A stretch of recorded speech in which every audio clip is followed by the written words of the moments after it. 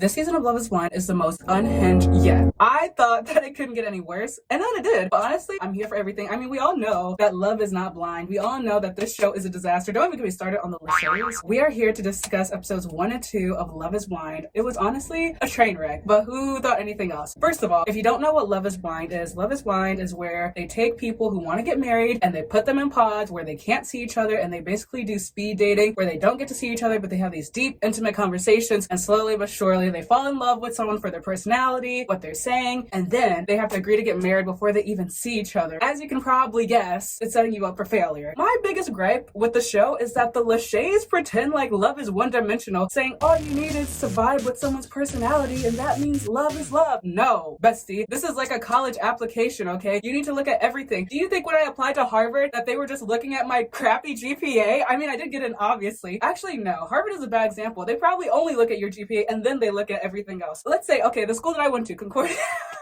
I don't even want to say what school I go to after saying I didn't get into Harvard. It's a tough act to follow. When you're applying to university, they don't just look at your grades. They look at your letters of recommendations, the essays that you write, the hobbies that you did, all these different things. It's a holistic process. Even your friends. Just because you have similar personalities doesn't mean you're going to be friends. If I was friends with someone and we really vibe personality-wise, but then their lifestyle was completely different from mine, then we're probably not going to be friends. Same thing with love, marriage, a romantic partner. You can't just whittle it down to something so one-dimensional as just loving someone for someone's personality. Also, I will be discussing rape and sexual assault at this timestamp on the screen, just in case that's triggering. You won't be missing anything if you skip over that part. No worries if you're not comfortable listening to that. I just want to give you a heads up, just in case it might be a triggering topic for you. Okay, so here are my pre-pod thoughts before they start meeting each other and everything. Oh my gosh, I don't know who the editors are for this show this season. They decided to be unhinged. It's probably because of the writer's strike, probably because they're underpaid, probably because they're sick of the Lachey's. The editors are so unhinged. If you pay attention to how they cut the scenes, for example, even just the introduction, the first 30 seconds of this season is a montage of all the messy toxic drama. I mean, it happens every season, but there's something different about this, where even the way they use music is insane. I'll be talking about specific scenes later on, but they use horror movie music.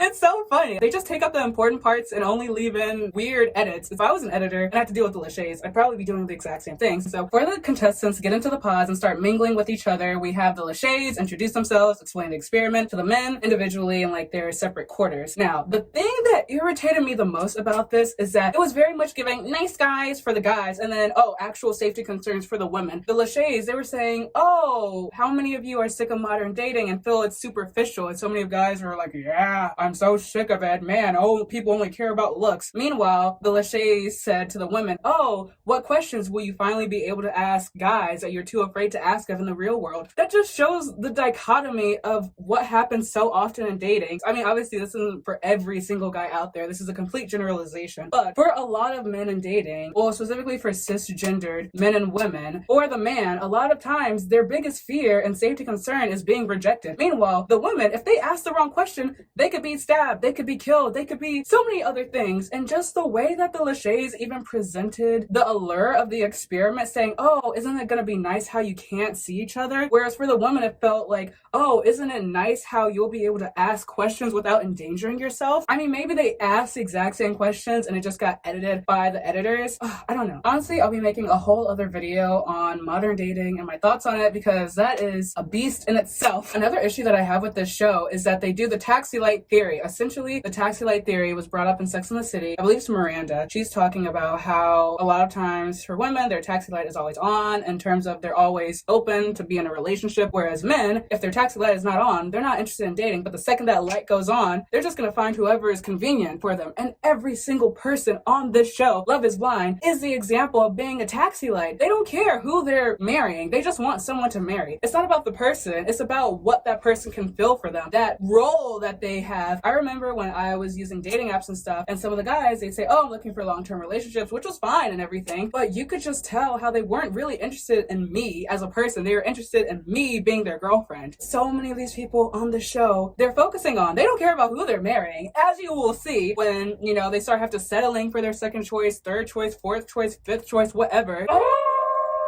I don't understand why this is so normalized. You should fall in love with the person, who they are, not just for what they can give you. Now we're getting into the pod moments. The contestants are meeting each other, having their little dates and whatever. Honestly, I didn't even realize how long the dates were until one of them offhandedly mentioned that they were in there for like 4 hours. Bruh, I don't know how these people do it. I don't know if I'm more on the introverted side or something. Maybe that's why they all want to get married, because they're sick and tired of having to deal with someone for 4 hours, multiple times a day. I don't know if it's because I have the attention span of a goldfish, or I think it's pretty normal, but it's so hard to keep up with who's who on these shows because there's so many people thrown at you. I mean, I can't even imagine being one of the contestants. I mean, that's how it is when you're on dating apps. Actually, one of the contestants, I think it's Uche, he brings it up later on, this exact same point I'm about to mention. A lot of dating coaches, they say, okay, don't talk to multiple people at once. Try to keep it to 2 to 3 people, or else you're gonna spread yourself too thin and you're not gonna be able to keep up with conversations. But that's how I feel whenever it's a reality TV show. It doesn't matter. Love is Blind, Love Island. If there's a bunch of people, I'm not gonna know who I'm supposed to be paying attention to, which is why I kind of like that they have the spoiler introduction at the beginning, because I knew the bald-headed guy, Izzy, I knew he was gonna be someone, because I remember his shiny bald head. I'm getting sidetracked about bald heads. I just think they're kind of like a little fortune teller, a little magic 8-ball. I can't keep track of who I should be paying attention to in these shows. And I mean, obviously, they're gonna give screen time more to the contestants who will stay with the series. I understand that. I can't remember anything about these people. I can't remember their name. Literally, I cannot remember Stacey's name until episode 3 or 4. I said the blonde woman and Izzy. My attention span is just not there. I am that dog from Up. Oh, squirrel, squirrel, squirrel.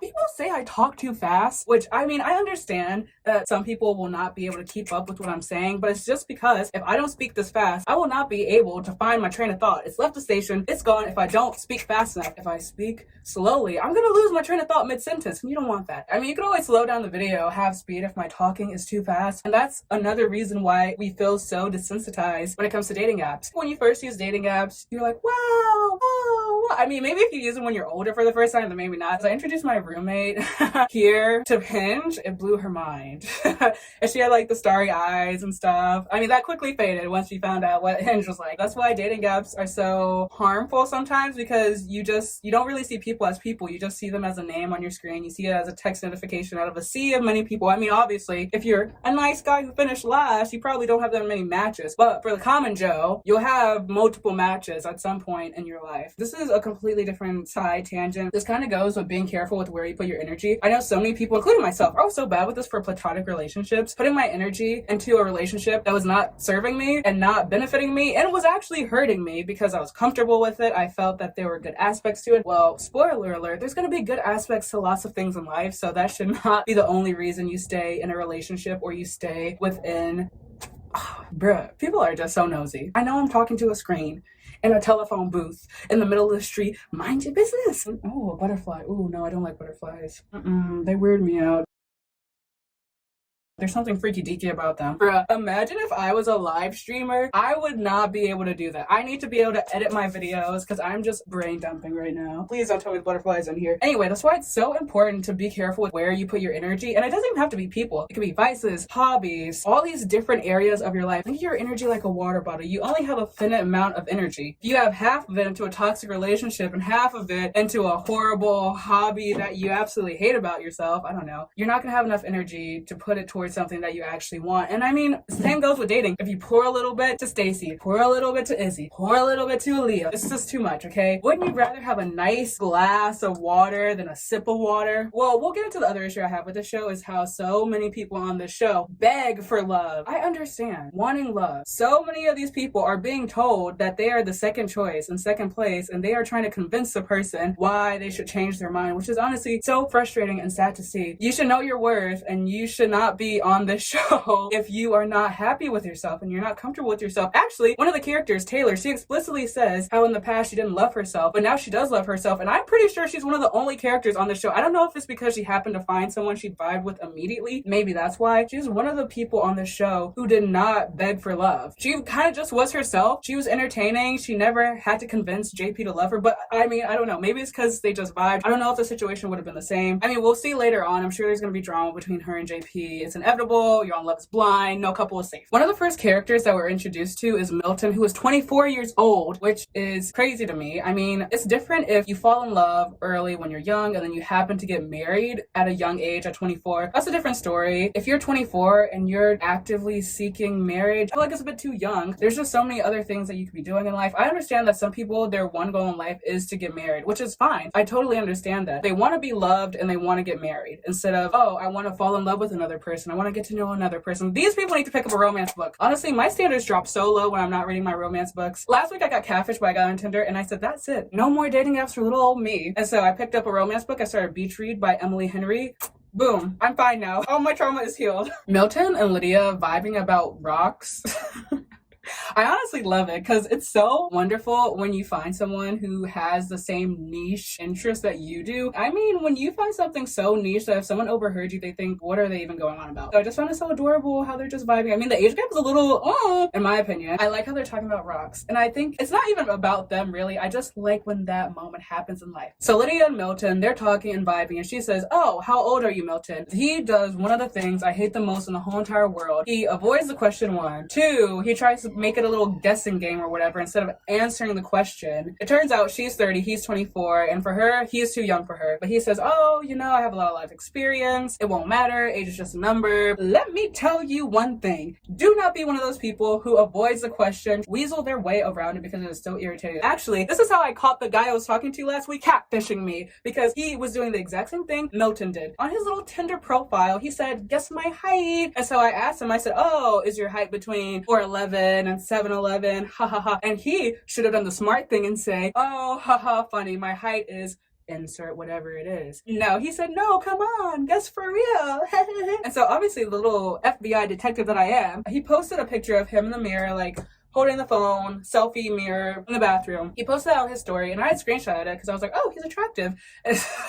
It sounds weird to say, but I was showing my best friend. I took that picture, and so I said, okay, let me do the math. Let me try to figure out how tall he is and stuff. And so I was going nowhere. I tried to use a little phone hack, the door hack, to kind of try to see how tall he was. But then I said, ooh, I wonder if he has any photos or any other videos on TikTok or anything so I could get a frame of reference for how tall he is. Because now we're talking on Instagram. Granted, we didn't even talk that much. We exchanged maybe 4 conversations. I get his Instagram, and I plug it into Google. No results. Even when I put it in quotation marks, no results. I said, okay, weird. I put it in TikTok, no results. So I'm thinking to myself, oh, is this a catfish? I use one of those reverse image face finder things, and I said, wait, but what if it doesn't work? And so I take an influencer, she posted a random story, so I took a screenshot of her story, put it in the reverse image finder, and it said no results. I said, fake news. Tried a second one, fake news. Third one, this is an influencer. Perfect. But then I said, what if it doesn't work on normal people? So I met this guy, and I had a screenshot from his Instagram, and I plugged it into the thing, and it said, oh, you know, no results. And I said, perfect. Then I take the image from the freaking catfish, insert it into the image finder, boom, I get the link to the real person. He's a model, different age. So I know that this person that I chatted to 4 times is a catfish. So I re-download Tinder. I deleted it because I was sick and I was tired of it. Because honestly, I want a friends to lovers. What can I say? Slow burn, friends to lovers, period. Anyway, I have to log back into Tinder, report his account, and I go to Instagram, I report his account. This is to say, if he hadn't played those silly games with me like Milton is playing with Lydia, I probably wouldn't have known he was a catfish. I mean, I probably was gonna stop talking to him anyway, but I wouldn't have known he was a catfish.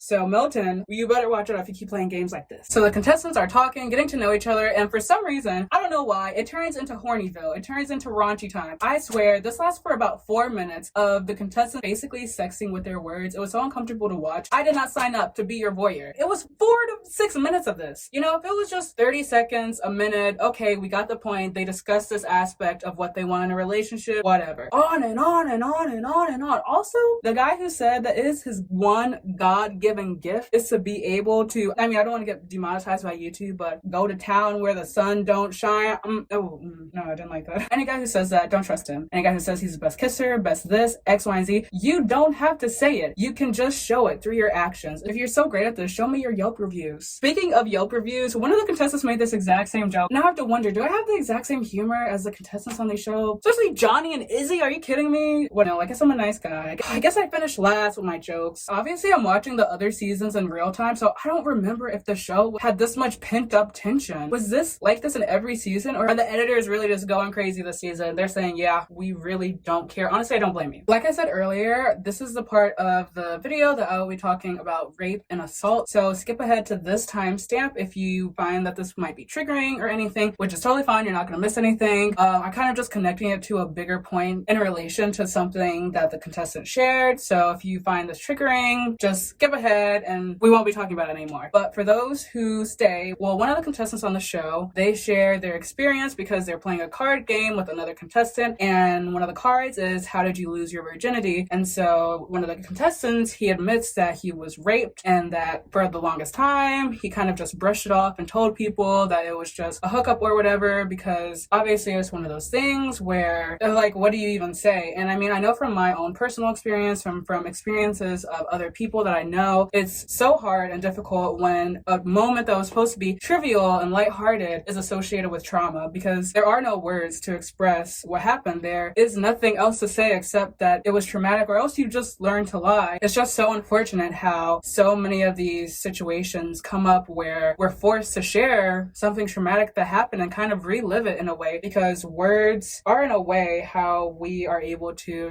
process trauma and everything. And having to share something, especially when you're going into something thinking it's going to be, lighthearted, even if you're going into a card game where there's going to be deep questions and everything, it's just hard. I just want to say that for anyone who's watching this who can relate, or even if it's not in the same regard as rape or assault, if you can relate in any way, I just want to say that you're not alone and we got this, we can get through this. It just feels bad that he had to go through that and it's now broadcasted for everyone to see. I actually wrote my whole entire final paper in university on trauma related to sexual assault and rape, and especially how a new self is created once that trauma happens. I could find a way to link it down below if you're interested, because I know that I've shared it with other people who have shared trauma and they've found it helpful. So I could link it down below, or I could just link some resources down below in the description box if it's of interest to you. But this is concluding the end to the sexual assault and rape portion. Let us continue on. Now, let's get into these characters, these personas. First of all, Izzy is definitely giving me Barnacle Boy.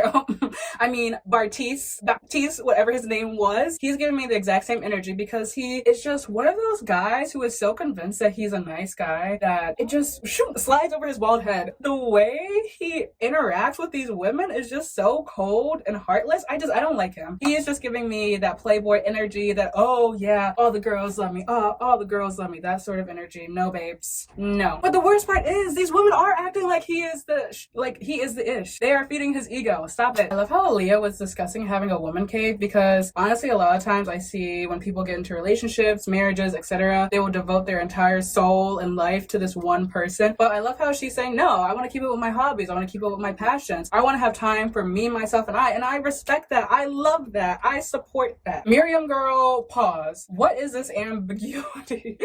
I don't understand. I might be missing something. It might just be going over my head, but just the way she's being so sus. What is her business? Someone comment down below what her business is, because I'm clearly missing something. Maybe we're all in the dark. I don't know. Maybe I shouldn't discredit myself like that. I love how deadpan Uche is.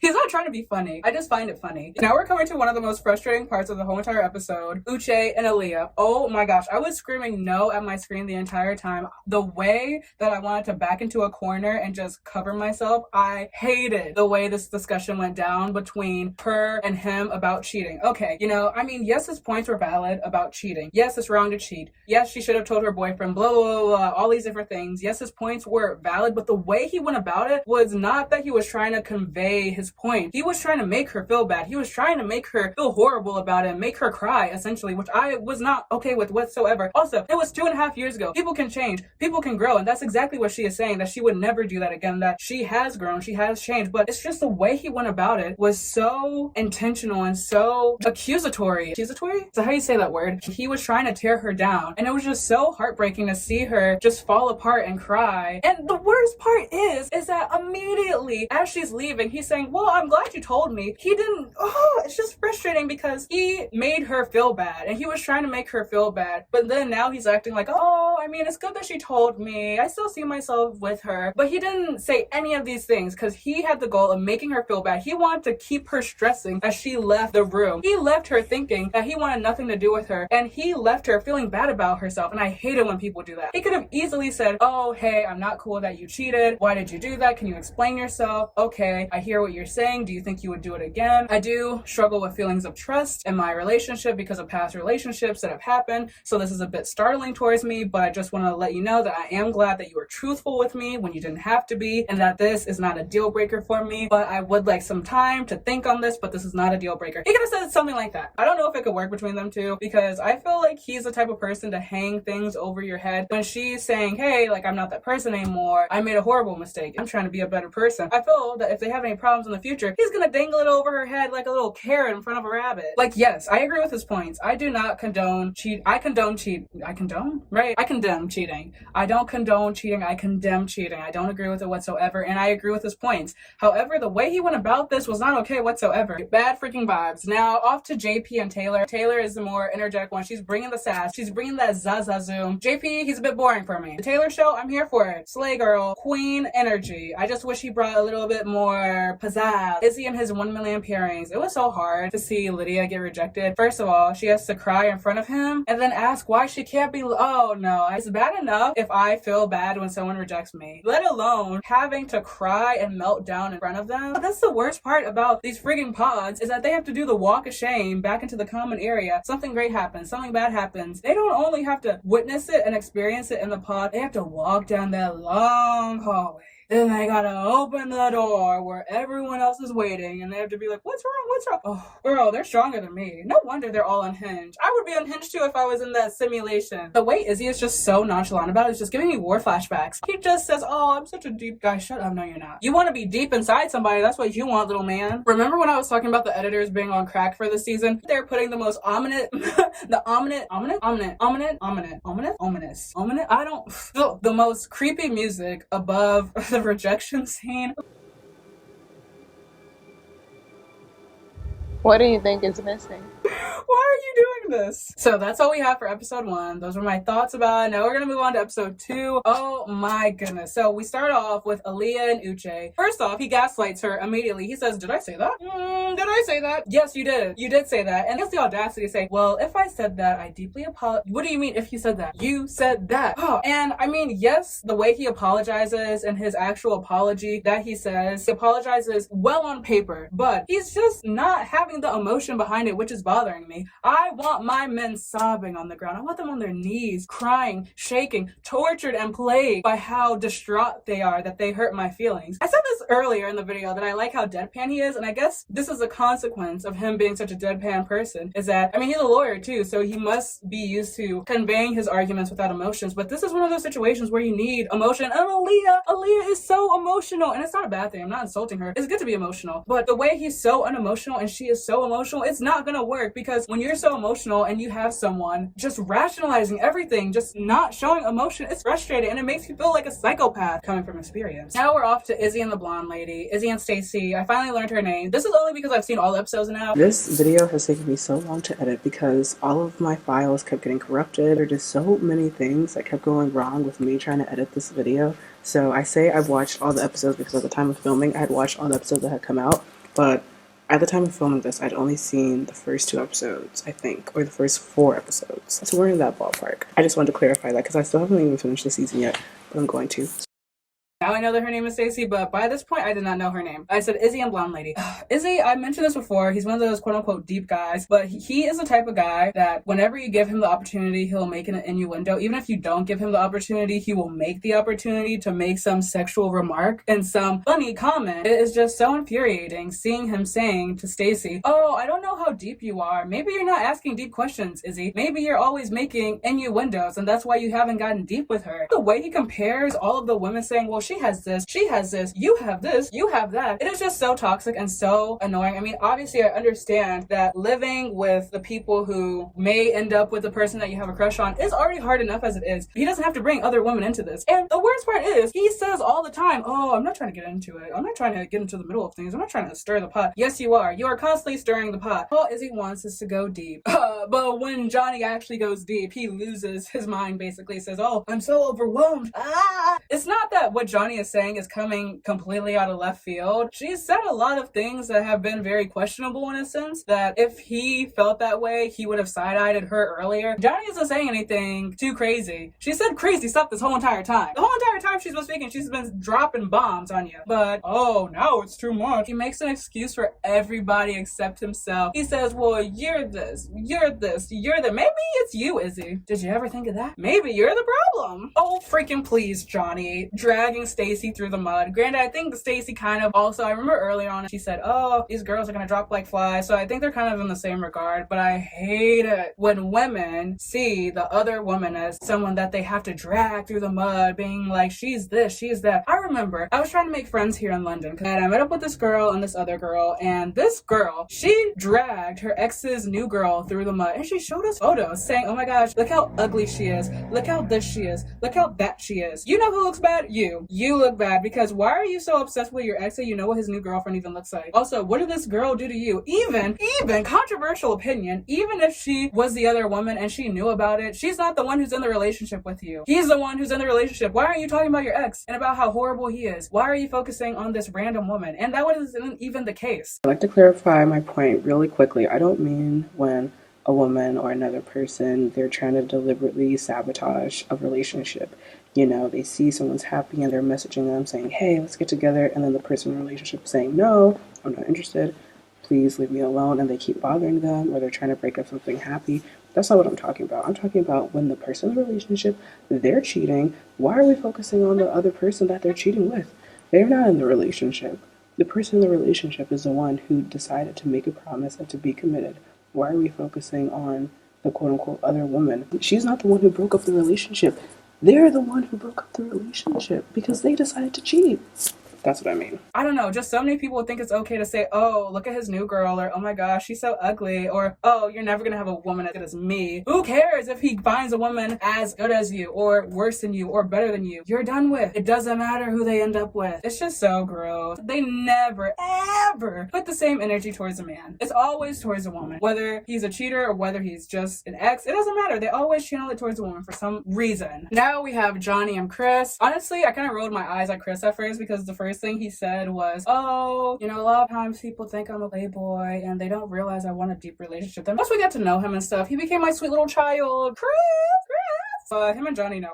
She is going to settle for him if Izzy doesn't choose her. And also, why did she break things off with Chris so quickly? I guess that's good for Chris. If I were Johnny, I would not immediately cut things off and say bye. I would wait it out with Izzy and see, okay, let me make sure that I really genuinely just don't feel that way, Chris. Let me make sure that me and Izzy are gonna work out, and then go from there. Because she could still reject Chris later on, like once her and Izzy were done, but she just went for it completely. And that is something that they keep doing in these shows. They keep trusting the word of the other person, just breaking it off with the other person, and then they look stupid when they have to come crawling back to the second choice. But no, Chris deserves way better. He's a little sweetie pie, my child. Johnny, get it together. Because obviously Izzy is gonna play her like a fiddle. He's gonna leave her hanging 100%. We all know that. Now we're moving on to JP and Taylor. I blinked. They're saying I love you. Then they're showing flashbacks and stuff to things we didn't see. I don't know. I don't understand it. It kind of gives me the side eye. Is all the American flag? It's a little. I pay attention. His socks, shirt, pillow, his shawl, American flags all around. I guess we'll have to see. But then again, we don't know Taylor. I mean, Taylor could be a conservative too. Fuck, I don't know. I feel like a lot of the characters said some very traumatic experiences about themselves, and the other characters on the other side of the pod just went, yeah,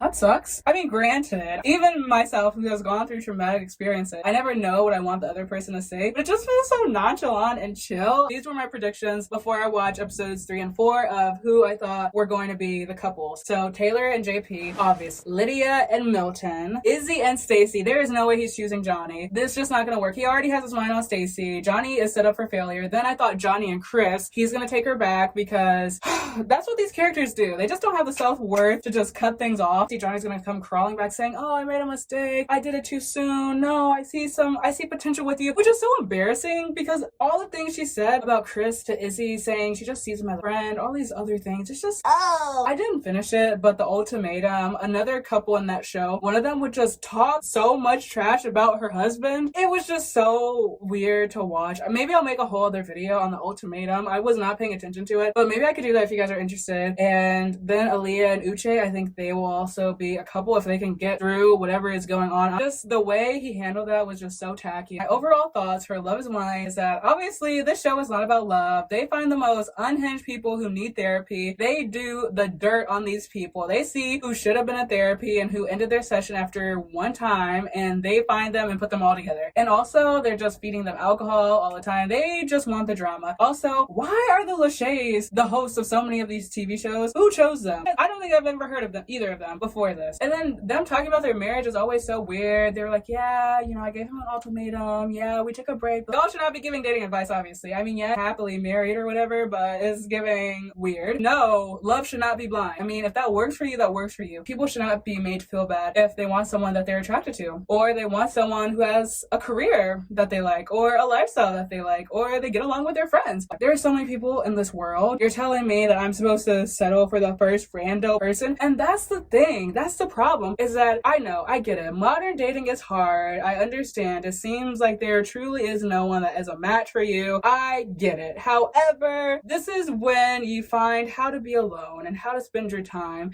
and do things and activities that you enjoy, nurture your friendships, family, food, going to new places, doing new things, trying new hobbies, so that you're so busy that you're not even really thinking too much about how you don't have a partner, because there are perks to being single. I want to clarify that there's nothing wrong with wanting love, partnership, and wanting to be in a relationship.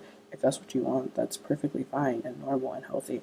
The issue is when you are willing to sacrifice your morals, what makes you happy, in order to settle for a relationship that's not even serving you, just to have a relationship. Just choosing someone just to choose someone, which I don't agree with, which is basically what Love is Blind is. I just want to say sorry for this weird setup. I know I'm in a telephone booth in London filming this. It's because I'm staying at a hostel and I can't film in my room because my roommates are there. I thought about filming in the common rooms, but then someone would probably come in. I thought about filming in the bathroom, girl. I was cleaning the bathroom earlier today and I thought, what if I just filmed in here? There are like 20 bathrooms, so it wouldn't be me just hogging a bathroom. And then I tried to do it in the cart. I wanted to do it in the garden, but then someone was out there. Then I went to a park. I literally brought this trash can from my room as a tripod because I left my real tripod back home in Chicago. It was in my backpack and then it rolled out in the trunk. I was looking around the airport for it for 40 minutes. I asked my mother, I said, oh, hey, it's in the trunk. She said, oh, I'll check. First of all, I don't think she checked.